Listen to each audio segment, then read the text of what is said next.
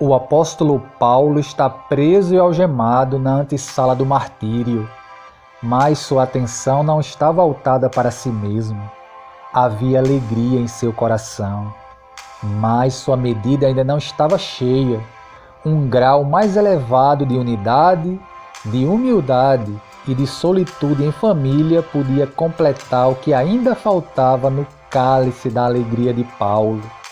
Seu principal anseio não era a rápida libertação da prisão, mas o progresso espiritual dos filipenses. Sua alegria não vem de suas condições pessoais, mas da condição da Igreja de Deus. Mesmo preso, Paulo diz que a Igreja de Filipos era sua alegria e coroa. Suas orações em favor dos cristãos filipenses eram orações alegres. Mas agora o apóstolo deseja que o cálice da sua alegria transborde e por isso ordena: completai a minha alegria, de modo que penseis a mesma coisa, tenhais o mesmo amor, sejais unidos de alma, tendo o mesmo sentimento. Paulo não pode estar totalmente alegre enquanto o espírito de facção existir nessa generosa igreja de Filipos. Paulo exorta aqueles irmãos para que tenham unidade de coração.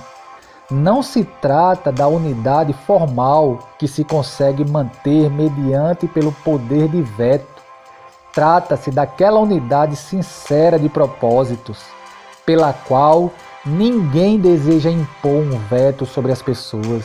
Aquela mesma igreja que estava comprometida com Paulo no apoio missionário, dando-lhe conforto e sustento financeiro, estava sendo ameaçada por divisões internas, e isso estava toldando a alegria do coração do velho apóstolo. Como a igreja poderia completar a alegria de Paulo? Em primeiro lugar, demonstrando unidade de pensamento. A unidade de pensamento não é coisa fácil de alcançar, especialmente onde as pessoas têm uma mente ativa e um espírito independente. O verbo grego usado aqui para definir o pensar a mesma coisa aparece nesta carta 10 vezes. Paulo não tem em vista o pensamento teórico do teólogo, mas o pensar prático, subordinado ao querer. Aqui se trata do pensamento que conduziu o Filho de Deus do trono da glória para a vergonha da morte na cruz. Se todos pensarem da maneira como Jesus Cristo também pensou, como ele morreu por pecadores, não poderão se separar, hão de apegar-se uns aos outros. Fica claro que a palavra traduzida aqui por mente denota não uma capacidade intelectual, mas uma ação e uma atitude moral. Obviamente, ter uma só mente não significa que os crentes têm que concordar em tudo. Em vez disso, cada crente deve ter a mesma atitude de Cristo. Em segundo lugar, demonstrando unidade nos relacionamentos. Os irmãos da igreja de Filipos precisam ter o mesmo amor uns pelos outros, igual ao que Cristo tem por eles.